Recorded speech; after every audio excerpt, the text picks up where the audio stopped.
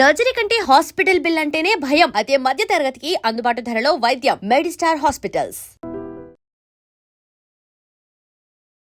నార్మల్గా పంచాంగం కానీ జ్యోతిష్యం కానీ రాశుల కోసం కానీ ఏదైనా కానీ పంచాంగం వచ్చాక ఉగాది టైంలో చెప్తారు మనం. కానీ వేణుస్వామి గారు ముందే చెప్తారు. ఎలా చాలా మంది వచ్చి ఉగాదిని జరపకండి, జనవరి 1 జరుపుకోకండి అని చెప్తారు.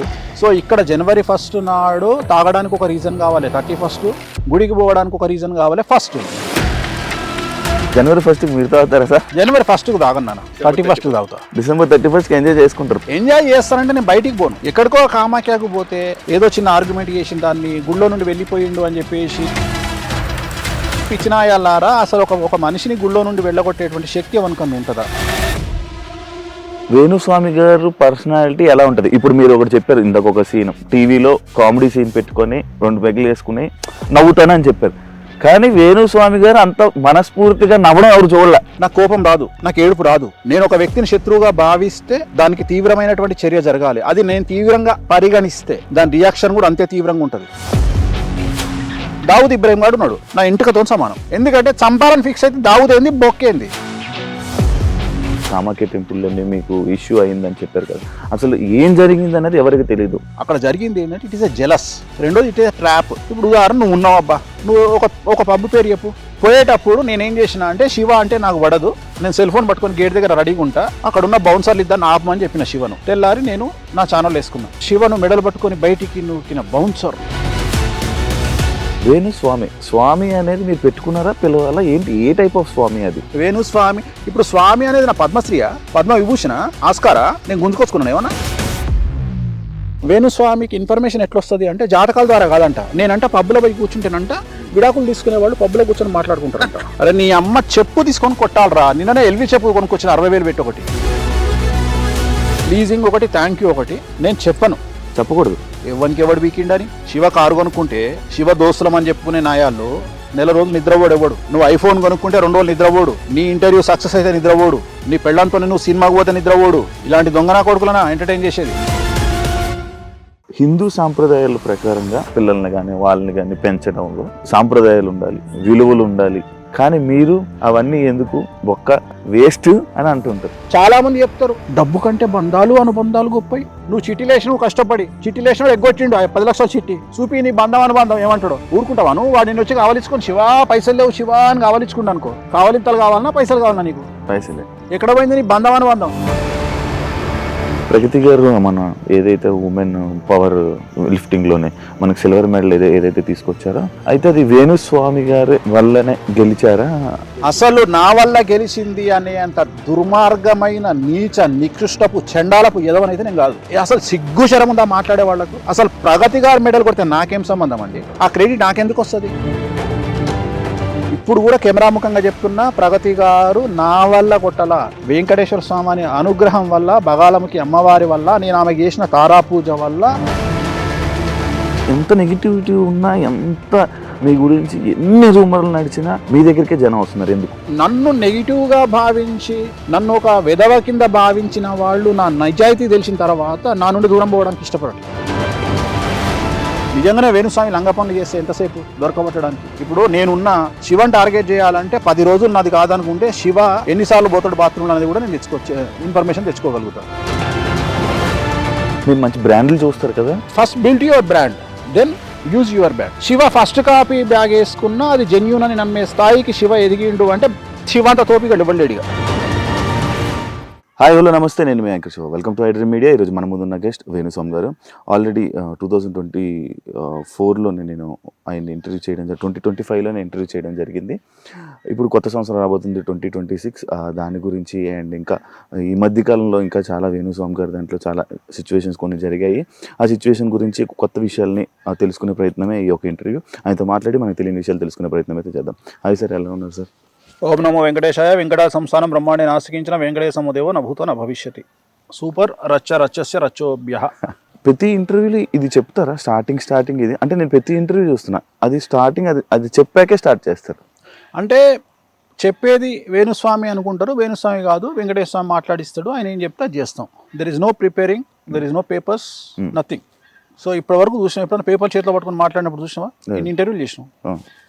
సో ప్రిపేర్ అయ్యి శివ ఈ ప్రశ్నలే అడుగు, ABCD ఏమన్నా అడుగు. సో జ్యోతిష్యం నమ్మాలా, దేవుణ్ణి నమ్మాలా? జ్యోతిషం అనేది దేవుడిలో ఒక భాగం కదా. కానీ అంటే మీరు కొన్ని మాటల్లో దేవుడి కన్నా గొప్పది, దేవుడి కన్నా కొన్ని మాటలు అలా అనిపిస్తా ఉంటాయి. నీకు అనిపిస్తే నన్నేం చేయమంటావు? నీకు అనిపిస్తే వద్దు, తాగునింతలొద్దు, నీకు అనిపిస్తే వద్దు. అంటే నాకే ఒక వ్యూవర్గా అనిపించింది, అంటే మిగతా వాళ్ళకి అనిపించదా అని. జ్యోతిష్యం అనేది వెంకటేశ్వర స్వామిలో ఒక భాగము. కలియుగంలో ప్రోటోకాల్ దేవుడు వెంకటేశ్వర స్వామి. సో నవగ్రహాలు కానీ ఇతర దేవతలందరూ కూడా ఆయన అండర్లో ఉండేటువంటి పరిస్థితి. సో ఇక్కడ వైష్ణవతత్వము, శివతత్వము అని 2 భాగాలు ఉంటాయి. సో విష్ణువు పూజించే వాళ్ళు వెంకటేశ్వర స్వామిని ప్రోటోకాల్ దేవుడిగా భావిస్తారు. శైవతత్వానికి వచ్చినప్పుడు శివుడిని ప్రోటోకాల్ దేవుడిగా భావిస్తాడు. సో ఇక్కడ గాడ్ అంటే ఏంది? Generator, operator, destroyer. GOD God, దేవుడు. ఇంగ్లీష్లో ఎందుకు వచ్చింది అంటే G అంటే జనరేటరు, O అంటే ఆర్గనైజరు, D అంటే డెస్ట్రాయరు. జనరేటర్ ఎవరు? బ్రహ్మ అంటే క్రియేటర్. ఆర్గనైజర్ ఎవరు? విష్ణుమూర్తి. డిస్ట్రాయర్ ఎవరు? శివుడు. అయిపోయింది, గాడ్ వచ్చిండు. సో ముగ్గురు లేకపోతే లేదు. సో క్రియేటర్ ఎవరు? బ్రహ్మ. మనిషిని పుట్టించేది ఎవరు? ఆయనే. సో సృష్టి స్థితిలయ కారకులు. సో మన జాతకం కూడా దాంట్లో భాగంగానే ఉంటది. సో బ్రహ్మ అనేవాడు మన జాతకాన్ని రాస్తాడు. దేవుడు లేకుండా జాతకం ఎక్కడి నుండి వస్తుంది? రాదు. ఒక్కొక్క సూపర్ స్పెషాలిటీ హాస్పిటల్లో ఎక్స్రే తీసేవాడు ఒకడు, పెట్ స్కాన్ తీసేవాడు ఒకడు. సో ఆ మనిషిని బట్టి ఆ స్కాన్ చదవగలిగిన శక్తి ఆ డాక్టర్కి ఉంటుంది. ఉదాహరణ, మామూలు ఎక్స్రే ఉంది, లోకల్ డయాగ్నోస్టిక్ సెంటర్లో కూడా తీస్తారు. పెట్ స్కాన్ చేయాలనుకో ఖచ్చితంగా పెట్ స్కాన్ సెంటర్కే పోవాలి, కాస్ట్లీగా ఉంటుంది. దాన్ని రీడ్ చేసే డాక్టర్స్ కెపాసిటీ వేరే ఉంటుంది. సో అట్లనే జ్యోతిషం అనేది ఒక డిఫరెంట్ సబ్జెక్టు. అది భగవంతుడిలో నిక్షిప్తమైనటువంటి సబ్జెక్టు. సో వేదాంగాలలో జ్యోతిష్యం అనేటువంటిది ఒకటి. సో దాన్ని బేస్ చేసుకొని దేవుడిలో ఒక భాగమే. దేవుడిని మించి జ్యోతిష్యం ఉండదు. నార్మల్గా పంచాంగం కానీ, జ్యోతిష్యం కానీ, రాశుల కోసం కానీ ఏదైనా కానీ పంచాంగం వచ్చాక ఉగాది టైంలో చెప్తారు నాకు. కానీ వేణుస్వామి గారు ఇంకా న్యూ ఇయర్ రాబోతున్న ముందే చెప్తారు. ఎలా దేశకాలమాన పరిస్థితి ఎలా చెప్తారు అంటే, మన దగ్గర 150 సంవత్సరాల పంచాంగం ఉంటుంది. సో మన దగ్గర ఉంటుంది అంటే పంచాంగం ఒరిజినల్గా ఫిజికల్గా ఉంటుంది. నేను మాట్లాడేది నేను ఆన్లైన్లో సెల్ ఫోన్లో చెప్పట్లా. ఫిజికల్గా మన దగ్గర బుట్టేవారి పంచాంగం ఉంటుంది. నా దగ్గరనే కాదు, జ్యోతిష్యం చెప్పే ప్రతి మనిషి దగ్గర ఉంటుంది అది. సో అది 1940 నుండి 2050 వరకు ఉన్నటువంటి ఒక పంచాంగం. ఆ పంచాంగంలో 2026 సంవత్సరము ఏ సంవత్సరం రాబోతుంది, 27 ఏ సంవత్సరం రాబోతుంది, 28 ఏ సంవత్సరం రాబోతుంది, 2040 ఏ సంవత్సరంలో ఏ పంచాంగ నామ సంవత్సరం వస్తుంది అంటే ఉగాది వస్తుంది. దానికి రాజు ఎవరు, అధిపతి ఎవరు, సో దానికి నీరసాధిపతి ఎవరు, రసాధిపతి ఎవరు, మంత్రి ఎవరు, సో ఇవన్నీ రాసుంటాయి. ధాన్యాధిపతి ఎవరు, శస్యాధిపతి ఎవరు, అన్ని డిసైడ్ అయి ఉంటాయి. అంటే ఇవాళ ఈ సంవత్సరమే రావాలి అని రూల్ ఏం లేదు. మనకు already it'll decided already. So దాన్ని బేస్ చేసుకొని ఇప్పుడు ఉదాహరణ, ఇప్పుడు మనం 2025 ఇవాళ మాట్లాడుకుంటున్నాం, ఇది డిసెంబర్. సో రేపు మార్చి 19న ఉగాదిన వచ్చేటువంటి 2026 పరాభవనామ సంవత్సరానికి అధిపతి ఎవరు అంటే గురువు. సో కమాండర్ ఎవరు అంటే కేతువు. సో దాన్ని బేస్ చేసుకొని జాతకాలు చెప్తాము. సో ఇక్కడ పంచాంగం రాసేవాడికి జ్యోతిష్యం చెప్పే రైట్స్ లేవు. ఓన్లీ పంచాంగం రాయడం వరకే వాళ్ళ పని. సో అట్లనే జ్యోతిష్యం చెప్పేవాడికి పంచాంగం రాయడు. సో జనరల్ గా ఈ 2 వేరే వేరే విభాగాలు. సో ఇక్కడ మేము నువ్వు ఎట్లాగైతే మీడియా సంస్థలు ఎట్లాగైతే కొత్తదనాన్ని కోరుకుంటాయో, జనాల్లో కొత్తదనాన్ని తేవాలని కోరుకుంటాయో, జనవరి 1 అనేది వెస్టర్న్ కల్చర్లో మనము ఎవడెన్ని చెప్పినా జనవరి 1 అనేది మనకు ఉన్నటువంటి ఒక అలవాటు. మనము ఉగాదిని జరుపుకోవాలి, చాలా మంది వచ్చి ఉగాదిని జరపకండి, జనవరి 1 జరుపుకోకండి అని చెప్తారు. సో ఇక్కడ జనవరి 1 నాడు తాగడానికి ఒక రీజన్ కావాలి, 31 గుడికి పోవడానికి ఒక రీజన్ కావాలి ఫస్ట్. సో ఇక్కడ తాగడానికి ఇది నడుస్తుంది, గుడికి పోవడానికి అది నడుస్తుంది. సో ఇక్కడ 2 ఉన్నాయి, ఎంజాయ్ యువర్ లైఫ్ అండ్ దేవుడి దగ్గరికి పో. సో ఈ 2 జరుగుతున్నప్పుడు తప్పే ఉంది. జనవరి 1 నాడు దేవుడి దగ్గరికి పోతున్నప్పుడు ఎందుకు ఆపాలా? 2వది మనం చెప్తే వాడని ఇంటడా? బర్త్డే మన సంస్కృతి కాదు, కేకు కట్ చేయడం మన సంస్కృతి కాదు అని చాలా మంది విమర్శిస్తారు. సో నేను అనేది ఏంటంటే, నీకు ఉత్సాహాన్ని ఇచ్చే ఏదైనా సరే చేయడంలో తప్పు లేదు. సో నువ్వు బర్త్డే అయినా సరే, మ్యారేజ్ డే అయినా సరే, ఏదైనా సరే సెలబ్రేషన్ కు నీకు ఒక పండగ నువ్వు చేసుకో. వెస్టర్న్ కల్చర్ లో మనలాగా వాళ్లకు పండగలు లేవు. వాళ్ళకు ఉన్నది ఈస్టర్ ఒకటి, క్రిస్మస్ ఒకటే, 2 పండుగలు. మిగతా అవన్నీ అందుకనే వాళ్ళు daughter's day, father's day, mother's day, marriage day, birthday, children day అని పెట్టుకున్నారు. కానీ మనకు సంవత్సరాంతము తొలి ఏకాదశి నుండి మొదలుకుంటే ఉగాది వరకు పండగలు మనకు. అయినా సరే ఈ పండగలలో, ఈ 40 పండుగలలో ఇంకో 10 పండుగలు వచ్చి చేరితే ఏమన్నా నష్టమా? నష్టమేం లేదు కదా. ఇంకో 10 రోజులు 2 పెగ్గులు ఎక్కువ తాగుతారు, ఇంకో 10 రోజులు ఇంకో 2 ముక్కలు ఎక్కువ తింటారు.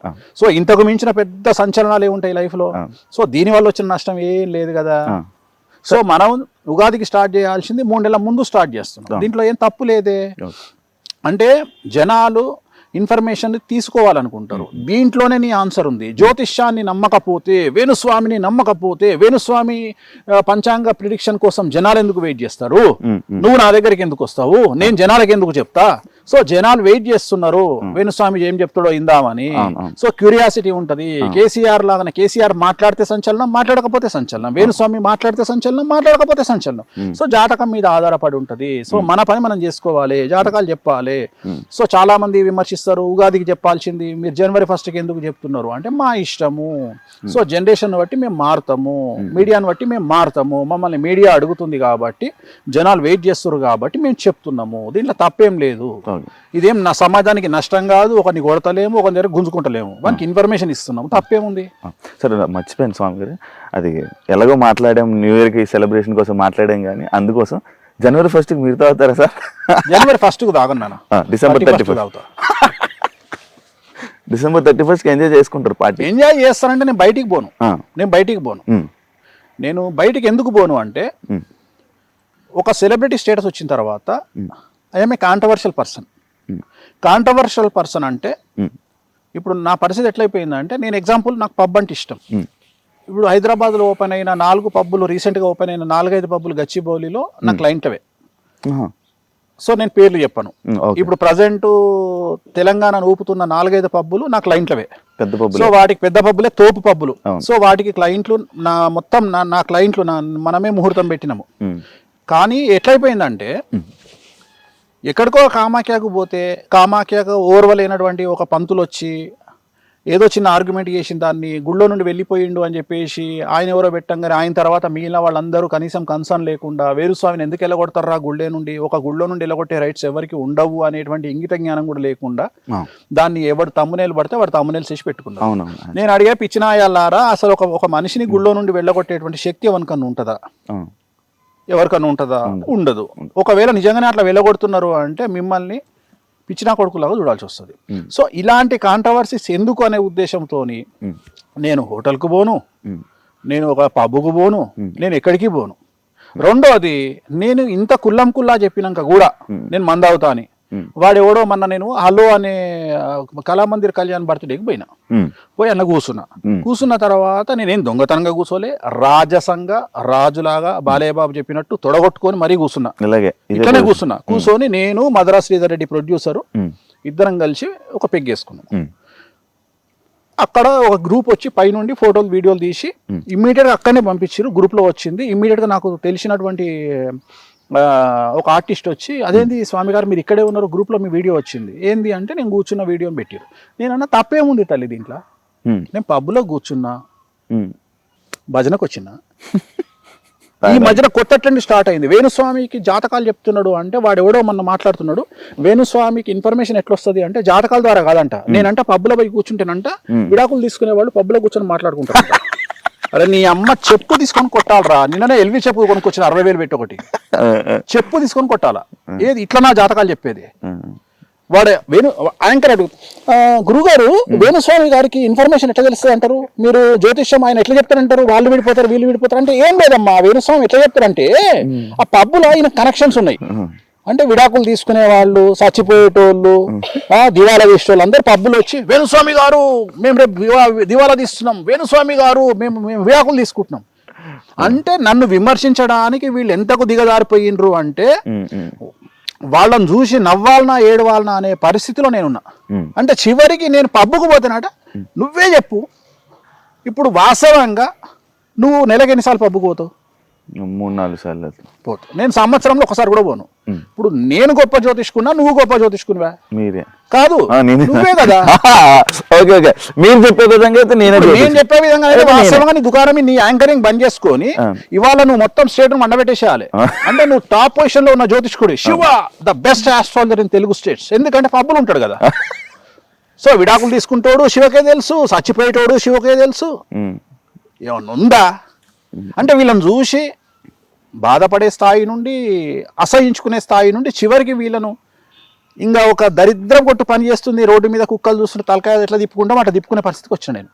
ఇప్పుడు నేను ఎక్కడికి పోయినా నాకు ప్రాబ్లమే. ఇప్పుడు నువ్వు అడిగినావు నాకు కూడా ఉంటుంది నాయన ఎంజాయ్ చేయాలని. ఇంకా నేను ఇంకో విషయం చెప్పేది ఏంటంటే నేను ఆల్రెడీ నా బట్టలు ఇప్పిన, నా అంగిప్పిన, లుంగిప్పిన, బనీని ఇప్పిన, డ్రాయర్ ఇప్పిన, ఒక చిన్న మొల్దారం ఉండే అది కూడా ఇప్పమన్నారు ఇప్పేసిన.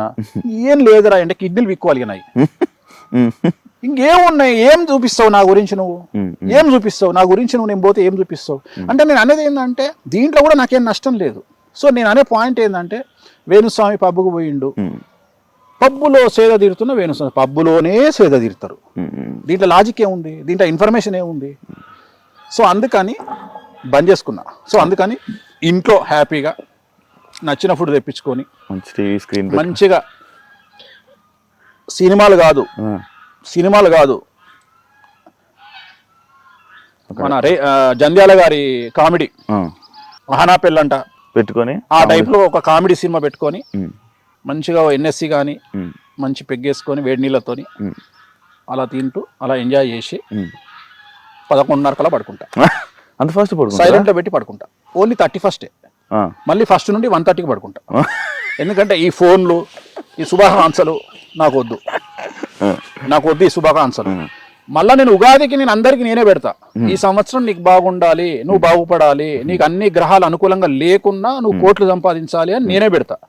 కానీ ఈ January 1st నేను నాకు విషెస్ వచ్చినా నేను విషెస్ రిప్లైలో పెట్టను. ఆచరిస్తా.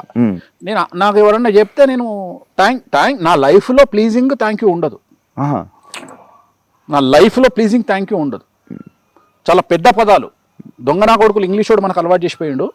ప్లీజింగ్ ఒకటి, థ్యాంక్ యూ ఒకటి నేను చెప్పను. నేను ప్రాణం పైన చెప్పను. విష్ చేస్తే ఇప్పుడు ఉగాది శుభాకాంక్షలు అంటారు. సంతోషం, చాలా సంతోషం. ఓం నమో వెంకటేశాయ, హ్యాపీ బర్త్డే, వెంకటేశ్వర అనుగ్రహ సిద్ధిరస్తు. హ్యాపీ బర్త్డే చెప్తారు. చాలా సంతోషం, వెంకటేశ్వర అనుగ్రహ సిద్ధిరస్తు. చెప్పకూడదు. ప్లీజింగ్ చెప్పను, థ్యాంక్స్ చెప్పను, ఎవ్వడికి చెప్పను. ఓన్లీ వెంకటేశ్వరానికి చెప్తా, కామాఖ్య అమ్మవారికి చెప్తా. ఎవరికి ఎవడు వీకిండని. కారు కొనుక్కుంటే వాడు 4 రోజులు వండుకోడు. శివ కారు కొనుక్కుంటే శివ దోస్తులం అని చెప్పుకునే నాయాళ్ళు 1 నెల రోజులు నిద్రపోడు ఎవడు. ఉన్నారు. నువ్వు ఐఫోన్ కొనుక్కుంటే 2 రోజులు నిద్రపోడు.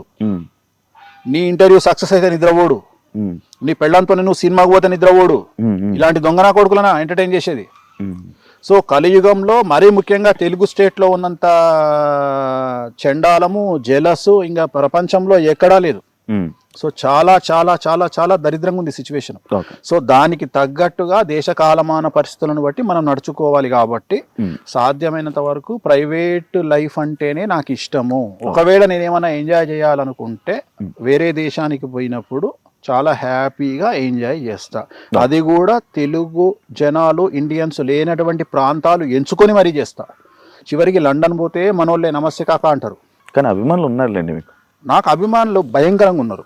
నాకు అభిమానులు కొంతమంది అంటే నేను చెడును ఎక్కువగా నాకు నమ్ముతా. నేను చివరికి చాలా మంది ఏమడిగారు అంటే నన్ను ఈ మధ్యన, గురుగారు మీరు ఏమైనా వాంటెడ్ డబ్బులు ఇచ్చి నెగిటివ్గా పెట్టించుకుంటున్నారా అని అడిగారు నన్ను. అంటే ఇప్పుడు నెగిటివ్ రన్ అవుతుంది కాబట్టి అంటే నాకు ఇష్టమైంది ఏంటంటే నెగిటివ్. ఎందుకంటే వేణుస్వామి ఈ సంవత్సర ఫలితాలు ఇరగదీశాడు. ఎవరు చూడు వేణుస్వామిని పబ్బులో నుండి గెంటేశారు. 10 మిలియన్, 1 మిలియన్. సో జనాలు ఏం కోరుకుంటారు? కొత్తదనాన్ని కోరుకుంటున్నారు. ఎవడన్నా నాశనం అయిపోయిందా? జనాలు ఏంటంటే ఈ వారం అలెక్య పికిల్స్ అయిపోయింది, మనకు వద్దు. ఇప్పుడు ఏమొచ్చింది లేటెస్ట్? దువ్వాడ శ్రీనివాస్ వద్దు, అయిపోయింది 1 వీక్. సో జనాలకు ఎంటర్టైన్మెంట్ కావాలి. ఈ వారం వేణుస్వామి, ఓకే. ఇది జరగదని తెలుసాడికి, అయినా జనాలు కొత్తదనాన్ని కోరుకుంటారు. అంటే ఒక సైకో ప్రవృత్తి జనాల్లోకి వచ్చింది. ఎవడన్నా నాశనం కావాలి. అల్లు అర్జున్ జైలుకు పోతే మనకు ఆనందం. ఏమైతే అల్లు అర్జున్ జైలుకు పోతే ఆయనకేంది? ఆయన పొద్దుగాలు వస్తే ఆయన పని ఆయన చేసుకుంటాడు. 300 పుష్ప, ఇంకో 300 ఎక్కువ కలెక్షన్ చేస్తుంది. ఆయనకు పేరు వస్తుందిరా. మీకు అర్థం కావట్లేదురా. మీరు చేసే పనుల వల్ల బిగ్ బాస్ కంటెస్టెంట్ దొరుకుతున్నారా? అది అర్థమైతలేదు ఎవరికి. అసలు ఈ సోషల్ మీడియాకు మెయిన్ స్ట్రీమ్ మీడియాకు అవార్డులు ఇవ్వాలి. ప్రతి సంవత్సరం బిగ్ బాస్ కంటెస్టెంట్ అని ఇస్తారు వీళ్ళు. 10 మందిలో 8 మందిని 9 మందిని. నిజం సోషల్ అంటే మీడియా నేను అనే పాయింట్ ఏంటంటే నువ్వు ఒక వ్యక్తిని డామేజ్ చేయడానికి చేసే ప్రయత్నం ఆ వ్యక్తిని సూపర్ స్టార్ ని చేస్తుంది. అది మీరు ఎందుకు గ్రహిస్తలేరు అంటే నేను మిమ్మల్ని కూడా అలాగే చేసిందంటే మీరు యాక్సెప్ట్ చేస్తారా? తప్పేం లేదు అంతే. నన్ను కూడా అడిగిరు కదా బిగ్ బాస్ కు, నన్ను అడిగిరు, నేను అడిగిరు 10 వారాలు ఉంచుతాం మిమ్మల్ని అని అడిగిరు. మీకు ఎంత రెమ్యునరేషన్ కావాలనో అందరికంటే హైయెస్ట్ ఇస్తామని చెప్పిర్రు. నేను సూటుగా అన్నానా మీ బిగ్ బాస్ అని చెప్పిన. ఎంటర్టైన్మెంట్ సెట్ కాదు మన ఎంటర్టైన్మెంట్ కాదు, మన ఇప్పుడు వ్యక్తిగతమైనటువంటి జీవితం వేరు వేణుస్వామిది. వేణుస్వామికి ఉండే సర్కిల్ వేరు, వేణుస్వామికి ఉండే వ్యక్తిగతమైన మౌత్ పబ్లిసిటీ వేరు, వేణుస్వామి స్టాండర్డ్స్ వేరు, జనాల్లో మీడియాలో వచ్చేటువంటి వార్తల్లో ఉండే వేణుస్వామి వేరు. కానీ జనాలు కోరుకుంటారు సార్, అంటే వేణుస్వామి గారు పర్సనాలిటీ ఎలా ఉంటుంది. ఇప్పుడు మీరు ఒకటి చెప్పారు ఇందాక, ఒక సీన్ టీవీలో కామెడీ సీన్ పెట్టుకొని 2 పెగ్గులు వేసుకుని నవ్వుతానని చెప్పారు. కానీ వేణుస్వామి గారు అంత మనస్ఫూర్తిగా నవ్వడం ఎవరు చూడలే. నా ఇష్టం అది. నేను ఎదుటి వ్యక్తికి నా భావోద్వేగాలను కమాండ్ చేసే అవకాశం ఇచ్చేది అది ఒకటే, కామెడీ. మిగతా ఏది నాకు కోపం రాదు, నాకు ఏడుపు రాదు. నాకంటూ కోపం వస్తే దానికి తీవ్రమైనటువంటి చర్య జరగాలి అక్కడ. నేను ఒక వ్యక్తిని శత్రువుగా భావిస్తే దానికి తీవ్రమైనటువంటి చర్య జరగాలి. అది నేను తీవ్రంగా పరిగణిస్తే దాని రియాక్షన్ కూడా అంతే తీవ్రంగా ఉంటుంది. అంటే నాకు ఎట్లుంటుంది అంటే విజయమో వీరమరణమో అన్నట్టుంటది. అంటే నేను గనక శత్రువుని భావిస్తే ఇంకా నేనేమో ఆలోచించా, ఫస్ట్ నా ఫ్యామిలీకి చెప్పి దుకాణం చదువుకోండి, ఇంకా నేను ఈ పని చేస్తున్నా అని ఫిక్స్ అవుతా. అంటే అంత సీరియస్గా ఉంటుంది. అంతేగాని సొల్లు చెప్పుడు ఇంకా అంటే లైట్ గా తీసుకోను, పెడితే డైరెక్ట్ గానే ఉంటది వ్యవహారం. ఇంకా అంతేగాని అంటే నాది ఎట్లాంటిది అంటే, నా మెంటాలిటీ ఎట్లా అంటే, దావుద్ ఇబ్రాహిం గారు ఉన్నాడు, నా ఇంటికతో సమానం. ఎందుకంటే చంపాలని ఫిక్స్ అయితే దావుద్ ఏంది బొక్కేంది. దావూదును వేణుస్వామి చంపాలంటే ఎంత ఈజీయో వేణుస్వామి దావూద్ చంపాలంటే అంతే easy. It will take time. దావూద్కు గంట సేపు పడుతుండొచ్చు, వేణుస్వామికి 2 నెలలు పడుతుండొచ్చు. కానీ వేణుస్వామి దావూదును చంపాలనుకుంటే సేమ్ అంతే ప్రాసెస్. నేను అనేది ఏంటంటే డిసిషన్ మేకింగ్ అనేది గొప్ప విషయం. నీకు అర్థమైంది, లాజిక్ అర్థమైంది. ఇక్కడ నువ్వు చంపాలి అనేది ముఖ్యమైన విషయం, అక్కడ ఎవడు అనేది నథింగ్. నీ దృష్టిలో సమాజంలో దావూద్ ఇబ్రాహిం తోపు కావచ్చు, నా దృష్టిలో దావూద్ ఇబ్రాహిం తొక్క. ఎందుకంటే just a human. Dawood Ibrahim అనేటోడు ఒక హ్యూమన్, ఒక మనిషి. వాడు ఒక కత్తితో కలిసి వస్తాడు, వాడు గనుతో కలిసి వస్తాడు. సేమ్ నాకు వానికి పెద్ద తేడాలు ఏం లేవు. సో నేను అనేది ఏంటంటే చంపడం అనేది ఇట్ ఈజ్ ఏ ఛాయ్ తాగడం కంటే సింపుల్ థింగ్. నిర్ణయం గొప్పది, చంపాలని మనం తీసుకునే నిర్ణయం గొప్పది, చంపడం చాలా ఈజీ. సో నేను దీనికి భయపడా. అంటే చంపడము ఇవన్నీ భయపడ నేను. ఇవి బట్టలు ఇప్పుడు చంపడము, నా గురించి నెగిటివ్గా టీవీలలో వేయడము, ఇవన్నీ బిస్కెట్. నాకు light light light light light light light. నేను దేనికి ఇంపార్టెన్స్ ఇస్తా అంటే, ఒక లగ్జరీ కార్లో తిరిగినవా లేదా, నీకు నచ్చిన దేశం పోయినవా లేదా, నీకు నచ్చిన పర్ఫ్యూమ్ కొట్టుకున్నావా లేదా, నీకు నచ్చిన చెప్పులు వేసుకున్నావా లేదా, నీ కోరికలు తీర్చుకున్నావా లేదా, నాకు ఇవి ఇంపార్టెంట్. మీరు మంచి బ్రాండ్లు చూస్తారు కదా. నేను బ్రాండ్లు చూస్తాను. బ్రాండ్ నువ్వు first build your brand, then use your brand. First నీ బ్రాండ్ శివ అంటే తోపు, తర్వాత శివ ఒక రేంజ్ రోవర్ కొనుక్కోవాలి, తర్వాత శివ ఎల్వి చెప్పులు వేసుకోవాలి.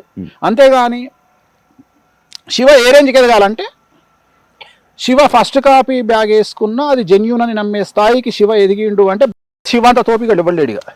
నీకు లాజిక్ అర్థమైందా? అర్థం. అంటే శివ 3,000 రూపాయల ఎల్వి చెప్పులు వేసుకున్నా జనాలు శివను ఏం చూసినా ఏంద్రాడు ఎల్వి చెప్పులు వేసిండ్రా అంటే, నీ మీద నమ్మకం ఉంటే నువ్వు వేసిన పనికి మాల చెప్పులైనా బ్రాండ్ కింద కన్వర్ట్ అవుతాయి. సో అది నేను నమ్ముతా. నువ్వు నీ బ్రాండ్ని పెంచుకున్నాక నువ్వు ఏది వేసుకున్నా నడుస్తుంది. అవును. సో నేను అనేది అది. నువ్వు ఎంజాయ్ ఉన్నది దేనికి నాన్న? లైఫ్. ఇప్పుడు డబ్బు సంపాదించినావు, ఒక స్టేజ్ వచ్చినాక డబ్బు సంపాదించినాక ఏమవుతుంది? అంతకుముందు 1,000 రూపాయల చెప్పులు వేసుకున్నావు, తర్వాత 50,000 చెప్పులు వేసుకున్నావు. అంతకుముందుకు రాయల్ స్టాక్ తాగేవాడివి 1,000 రూపాయల బాటిల్, తర్వాత 10,000 బాటిల్ తాగుతావు గ్లెన్ఫిడిచ్. అంతకుముందు పర్ఫ్యూమ్ సూపర్, మనకు బేగం బజార్లో 100 రూపాయల పర్ఫ్యూమ్ కొట్టుకునేవాడివి 10,000 పర్ఫ్యూమ్ కొట్టుకుంటావు. సో అంతకుముందు నార్మల్ హుడీ వేసుకునేవాడివి, తర్వాత బ్రాండెడ్ హుడీ వేసుకుంటావు. అంతే కదా. నీ లైఫ్ లో అంతకంటే మీకేది ఏముంది ఇంకా జీవితంలో? అంతకుముందు క్రెటా కార్ నడిపించుకునేటోడివి, తర్వాత రేంజ్ రోవర్ కొంటావు, లేదా BMW X1 X2 కొంటావు. నిజంగా క్రెటానే సార్. అదే చెప్తున్నా, అంటే నువ్వు కొంటావు. నీ రాశి ఏంది? మేషరాశి. కొద్దిగా బ్యాటింగ్ ఉంది నీకు, ఫైనాన్షియల్ బ్యాటింగ్ ఉంది. It will take time. ఇంకొక 2 years పడుతుంది కార్ మార్చడానికి. సార్ ఇప్పుడు అవును అదే దాని గురించి ఏలినాటి దాని గురించి మాట్లాడదాం సార్. సో నేను అనేది అదే, ఇప్పుడు రేపు ఏలినాశనం పోయింది, ఇప్పుడు నీకు శని పోయేటప్పుడు మంచిగా కారు ఇచ్చిపోతాడు, ఏం కావాలన్నా శివ అంటాడు, సార్ ఏముందండి శని గారు ఒక BMW X1 ఇవ్వండి, X7 ఇవ్వండి అంటే ఇచ్చిపోతాడు.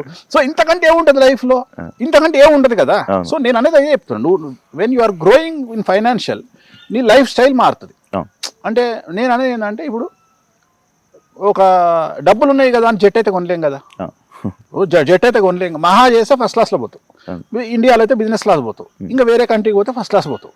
సో ఏమున్నా నేను అనేది ఏంటంటే నీకు నువ్వు అనుభవించి చచ్చిపో అని చెప్తున్నా. సో అంతేగాని వాడెవడో చేసిండు వీడెవడో చేసిండు భావోద్వేగాలు ఏడుపులు పెడబొబ్బలు.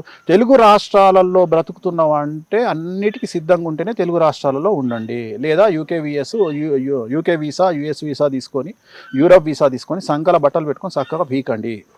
ఇంతకంటే వేరే నేను చెప్పలేను, ఎందుకంటే తెలుగు రాష్ట్రాలలో ఉంటే దొబ్బించుకోవడానికి సిద్ధంగా ఉండాలి.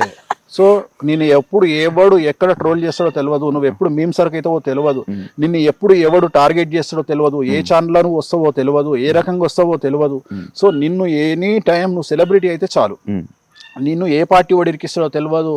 నువ్వు చివరికి రామా అంటే నిన్ను బీజేపీలో కలుపుతారు, ఏసు అంటే ఇంకొక పార్టీలో కలుపుతారు. సో అందుకని నువ్వు ఏం మాట్లాడినా నిన్ను ఏదో పార్టీలో కలుపుతారు, ఇంకో పార్టీ వాడు నిన్ను ఎక్కుతాడు. సో దీనికి సిద్ధంగా ఉండాలి. ఇక్కడ ఫ్యాన్స్ కుమ్ములాటలు, ఫ్యాన్స్ గొడవలు, ఇదొక రచ్చ. సో ఏది మాట్లాడినా ఏదో ఒక పెంట్ అవుతుంది కాబట్టి అన్నిటికీ సిద్ధంగా ఉంటేనే సమాజంలోకి అడుగు పెట్టాలి, లేకుంటే చెద్దరు కప్పుకొని ఇంట్లో పండుకోవాలి. ఇక దీనికి మించింది లేదు. ఇందాక మీరు ఈ మాటల్లో చెప్తున్నట్టు ఆ కామాఖ్య టెంపుల్లోనే మీకు ఇష్యూ అయిందని చెప్పారు కదా, అసలు ఏం జరిగింది అనేది ఎవరికి తెలియదు అని ఆ వీడియో మిమ్మల్ని ఇలా ఏదో గొడవ అవుతున్నట్టు ఆ వీడియో మాత్రం వేరే. నువ్వేం చూసినావు దాంట్లో? పంతులకి మీకు ఏదో డిస్కషన్ అవుతుందని చూసాను. ఎగ్జాక్ట్గా చెప్పు, అదే కదా. అదే దాన్ని ఏమంటారు? డిస్కషన్. ఏమంటారు? డిస్కషన్ అంటారు. దాన్ని మెడల మీద తోసి నూకిందా? నూకుతాడు ఎవడన్నా? జనరల్గా నూకుతారా? నువ్వే పోయినావు, నువ్వు గుడికి పోయినావు, ఎవరికి రైట్స్ ఉంటాయి? నిన్ను బయటికి వెళ్ళబట్టే రైట్స్ ఎవరికి ఉంటాయి? జెలస్. అక్కడ జరిగింది ఏంటంటే ఇట్ ఈస్ ఎ జెలస్. రెండోది ఇట్ ఈస్ ఎ ట్రాప్. అక్కడ ఏం జరిగిందంటే ఇప్పుడు ఉదాహరణ నువ్వు ఉన్నావు అబ్బా, నువ్వు ఒక పబ్ పేరు చెప్పు. క్వేక్ అరేనా మీకు సంబంధించి నువ్వు క్వేక్ అన్నావు, నేను క్వేక్ అరేనా అన్నా. సో క్వేక్ అరేనా నువ్వు పోయినావు. పోయేటప్పుడు నేనేం చేసిన అంటే శివ అంటే నాకు పడదు, నేను సెల్ ఫోన్ పట్టుకొని గేట్ దగ్గర రెడీగా ఉంటా, అక్కడ ఉన్న బౌన్సర్లు ఇద్దరు ఆపమని చెప్పిన శివను, ఆపమని చెప్పిన. వాళ్ళిద్దరు ఏమన్నారు, నువ్వు వెళ్తుంటే నేను ఆపిరు అక్కడ. నేను వీడియో తీసుకున్నా దూరం నుండి. తెల్లారి నేను నా ఛానల్ వేసుకున్నా. క్వేక్ అరేనాలో శివను మెడలు పట్టుకొని బయటికి నూకిన బౌన్సర్లు, ఇది టైటిల్, థంబ్నెయిల్. ఓకే. ఎందుకు నూకుతారు? నీకు చెప్పు లేవా? నీకు తూరుకుంటావాను? చెప్పు తీస్తావు కదా.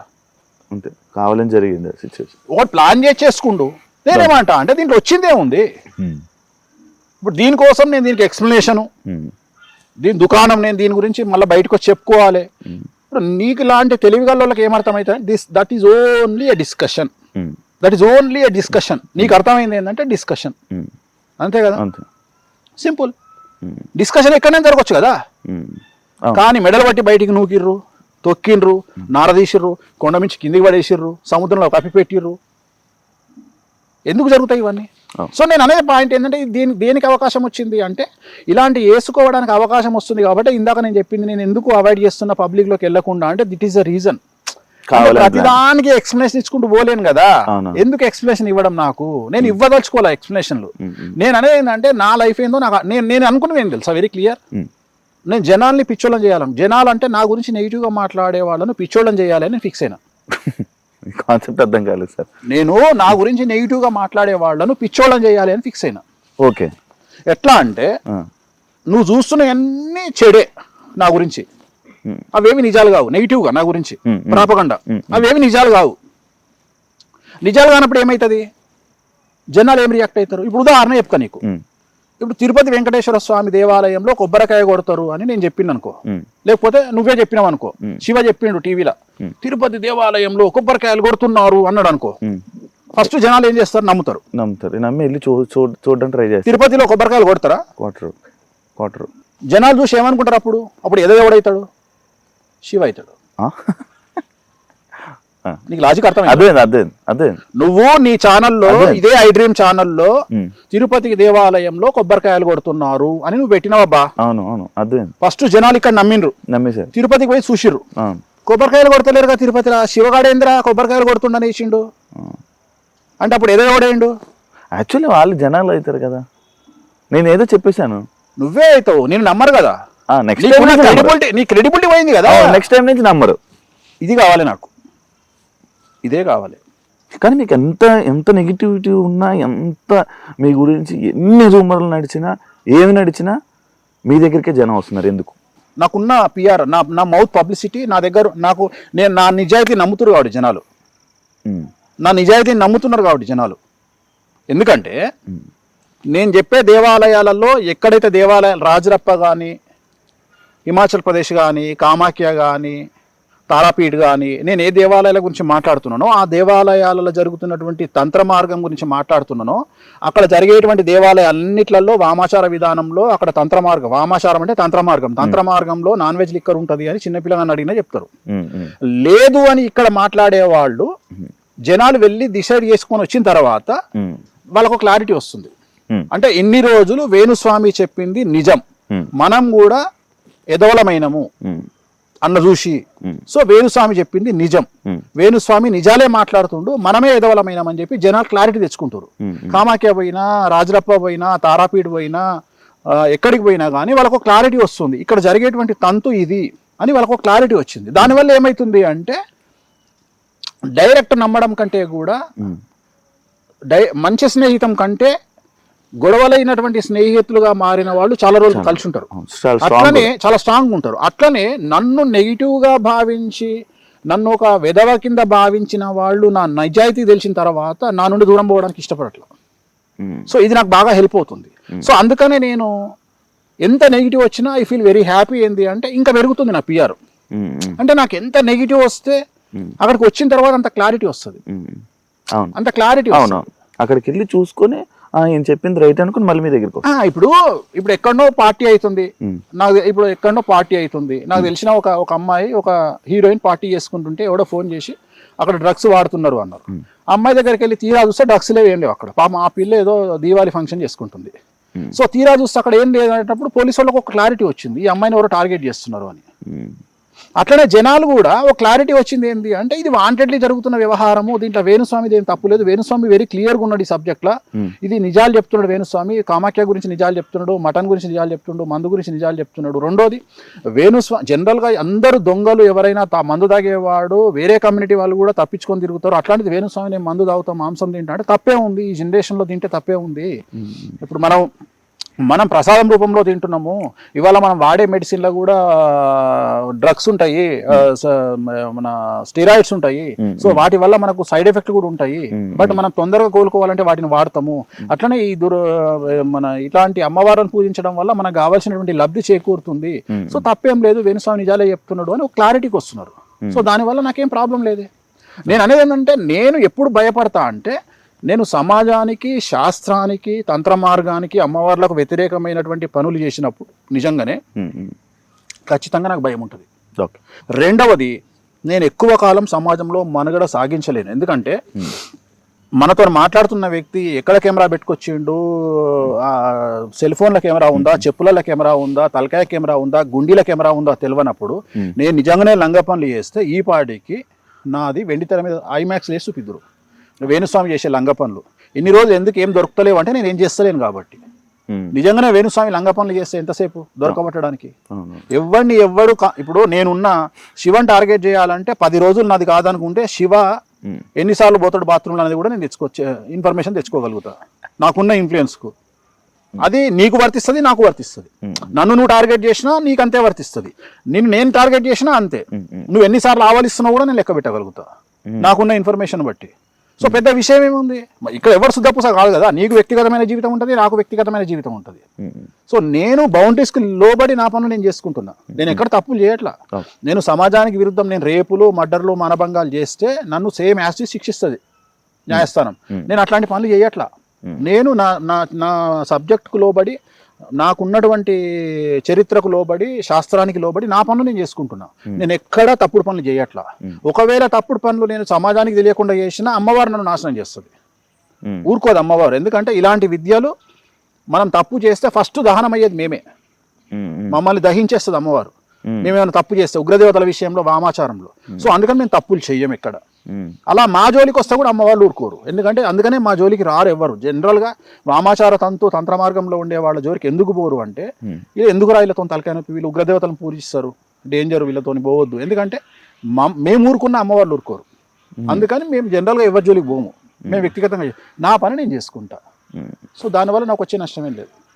యాక్చువల్లీ నేను నార్మల్గా మీ ఇంటర్వ్యూ చేస్తానన్న టైంలో మళ్ళీ ఇంకొకసారి మన ఇంటర్వ్యూ అంటే చాలామందికి ఇష్టం అన్నమాట. అయితే వేణుస్వామి గారిని నేను ఇంటర్వ్యూ చేయడానికి వెళ్తున్నానంటే స్వామి అనేది మీరు పెట్టుకున్నారా, పిలవాలా, ఏంటి, ఏ టైప్ ఆఫ్ స్వామి అది వేణుస్వామి? అంటే విమర్శిస్తుంటారు చాలామంది, ఈయన స్వామీజీ ఏంది అని. నేను స్వామీజీ అని చెప్పలా. వేణుస్వామి అనేది ఒక వ్యక్తిని పిలిచే విధానం ఉంటుంది. శివ ఉన్నాడు, కొంతమంది శివను యాంకర్ శివ అంటారు, లేదా డార్లింగ్ శివ అంటారు, ఇంకా నేను నానా ఏంది నానా అంట. సో నానా అనేది నీ ఇంటి పేరు కాదు కదా. సో వేణుస్వామి అంటే వేణు పరాంకుశం అని నన్ను తిట్టాలనుకున్న 2-3 వేణు పరాంకుశం, నువ్వు వేణుస్వామి కాదు, నేను స్వామీజీని కాదురా అయ్యా. స్వామీజీ అంటే ఇట్లాంటి పనులు మంది ఎందుకు తాగుతావు, ఇవి ఎందుకు చేస్తా, నేను కూడా సన్యాసం జెండా పట్టుకొని నా పని నేను చేసుకుంటాను, నేను ఎందుకు చేసుకుంటా ఇవన్నీ పనులు. సో స్వామి అనేది పిలవడంలో అలవాటు. ఇప్పుడు గుళ్ళో పంతులు ఏమని పిలుస్తావు? స్వామి, గురుగారు, స్వామి అని పిలుస్తావు కదా. స్వామీజీ, స్వామి. మరి ఇప్పుడు ఆయన స్వామి ఎందుకు అని నీ గల్లబట్టి కొట్టాలన్నా ఇప్పుడు నేను? అరే ఇట్ ఈస్ అ రెస్పెక్ట్ అయ్యా, అంతే. వేణుస్వామి, ఇప్పుడు స్వామి అనేది నా పద్మశ్రీయా? నేను గుంజుకొచ్చుకున్నాను ఏమన్నా? పద్మ విభూషణ, ఆస్కారా? మరి స్వామి అనగా ఎందుకు గాలుతుంది? అరే అయ్యగారిని పంతులను స్వామి అని పిలుస్తారు. దీనికి పెద్ద రచ్చంది. చివరికి ఎక్కడికి వచ్చింది నా బతకంటే, నన్ను స్వామి అన్నా నువ్వు ప్రశ్న అడిగే దగ్గరికి వచ్చింది. జస్ట్ అడుగుతున్నా, గిదా ఏ నీ అమ్మ స్వామి కూడా పెట్టుకోవద్దా నా బతుకు?